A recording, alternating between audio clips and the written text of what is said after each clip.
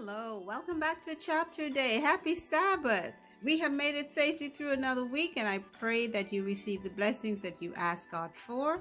And if you haven't yet, hold on. He's working on it on your behalf. Today, I'm going to be reading Proverbs chapter 22. And I will just read this by itself. I won't try to read 23 with it because I believe 23 is lengthy. Okay? So one chapter at a time, as the title of of the video is called. So I pray you had a blessed week, and I pray that for the week ahead, which starts tomorrow, for some of you already started, some of you will start in a few hours, I pray it will be another blessing. So let's get started. A good name is rather to be chosen than great riches, and loving favor rather than silver and gold.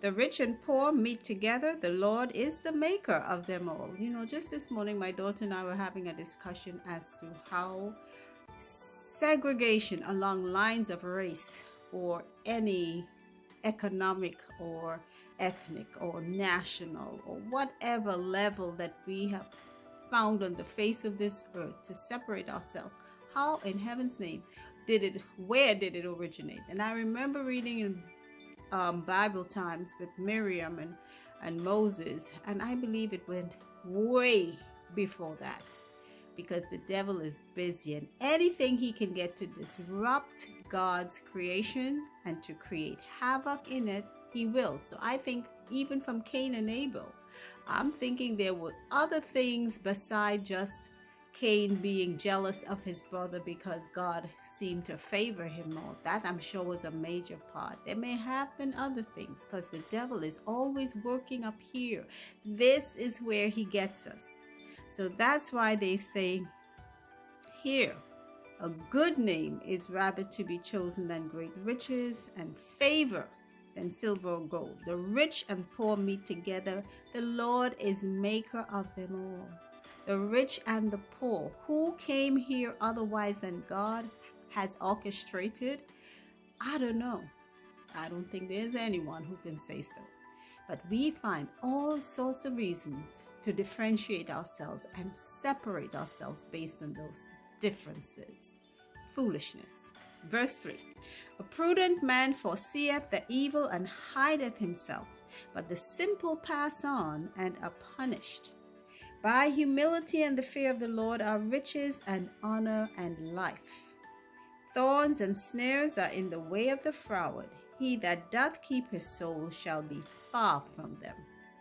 Train up a child in the way he should go, and when he is old, he will not depart from it. And this is one of those old verses that every Christian parent at least should know.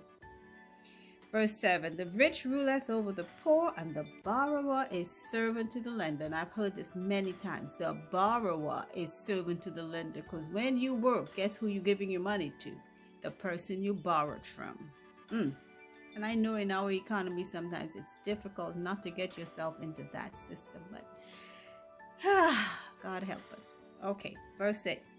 He that soweth iniquity shall reap vanity, and the rod of his anger shall fail. He that hath a bountiful eye shall be blessed, for he giveth of his bread to the poor. Cast out the scorner, and contention shall go out. Yea, strife and reproach shall cease. You have someone in your midst who causes problems. That person goes away, and you would be surprised. It's like the end of a hurricane. Verse 11. He that loveth pureness of heart, for the grace of his lips, the king shall be his friend. The eyes of the Lord preserve knowledge, and he overthroweth the words of the transgressor. The slothful man saith, there is a lion without, I shall be slain in the streets. The mouth of strange women is a deep pit. He that is abhorred of the Lord shall fall therein. Not good. Foolishness is bound in the heart of a child, but the rod of correction shall drive it far from him. Oh my gosh, I know that has been debated sometimes, but you know, we are born with a sinful nature, and you don't have to teach your child. If you ever observe children from very early in their lives, even before the age of 2. You don't have to teach them to do the wrong thing or say the wrong thing, but you have to teach them to do the right thing, okay? Because the wrong things just seems to be naturally picked up. Okay.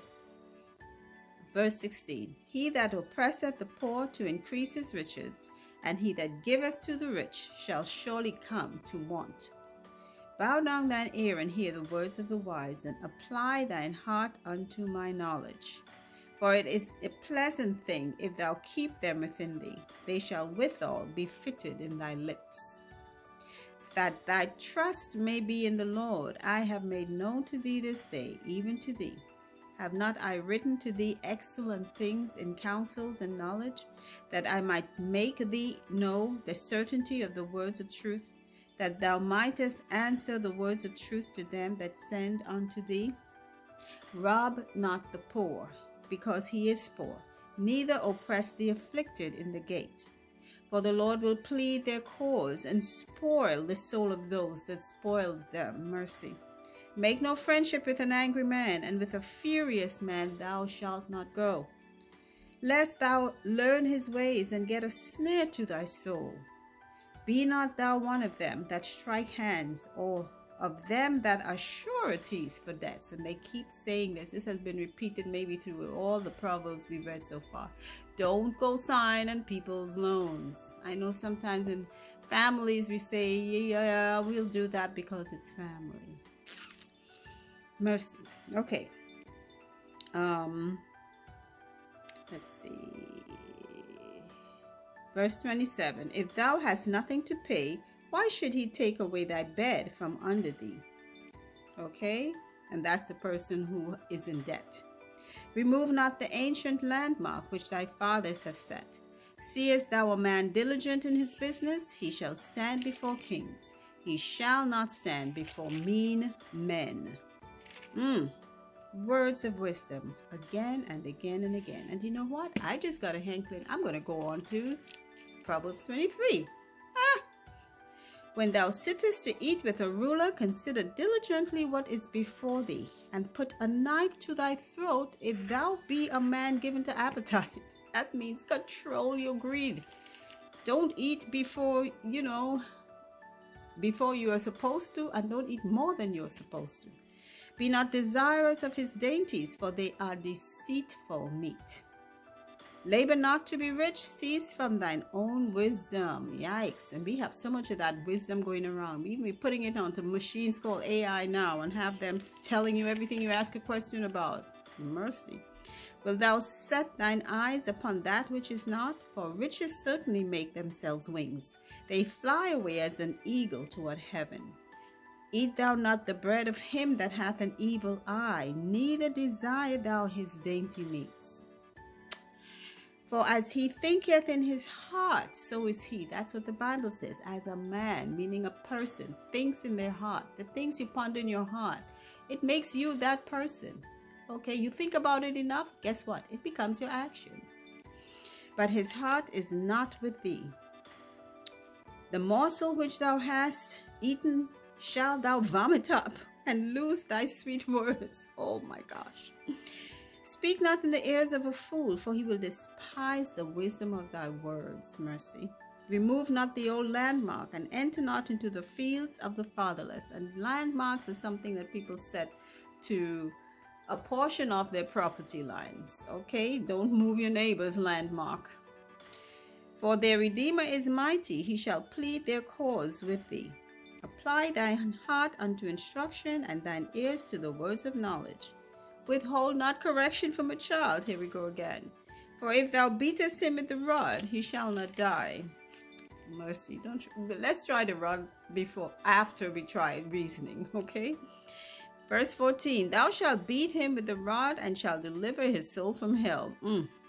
My son, if thine heart be wise, my heart shall rejoice, even mine. Yea, my reins shall rejoice when thy lips speak right things. Let not thine heart envy sinners, but be thou in the fear of the Lord all the day long. I know a lot of us, we look at these well-to-do people, or people we know are unreputable characters, but because they have money, we admire them and wish we had. No, don't do that. Don't waste your time. God will give you what he wants you to have. Verse 18, for surely there is an end, and thine expectation shall not be cut off. Hear thou, my son, and be wise, and guide thine heart in the way. Be not among wine bibbers, among riotous eaters of flesh. People who like to sit down and all you're doing is guzzling alcohol, talking and laughing and doing nonsense. Don't go there.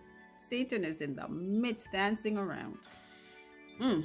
For the drunkard and glutton shall come to poverty, and drowsiness shall clothe a man with rags. Hearken unto thy father that begat thee, and despise not thy mother when she's old. Buy the truth and sell it not, also wisdom and instruction and understanding. The father of the righteous shall greatly rejoice, and he that begetteth a wise child shall have joy of him. Thy father and thy mother shall be glad, and she that bare thee shall rejoice. And I know I have 3 wise children. Thank God I passed on some of that knowledge that I got from my wise mother unto them. Verse 26, my son, give me thine heart, and let thine eyes observe my ways. For a whore is a deep ditch, and a strange woman is a narrow pit. She also lieth in wait as for prey, and increaseth the transgressors among men. Those of you men who are want to vain appetites, excuse me, be careful.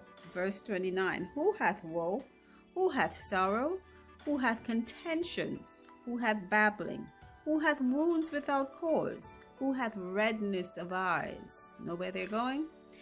They that tarry long at the wine, they that go to seek mixed wine.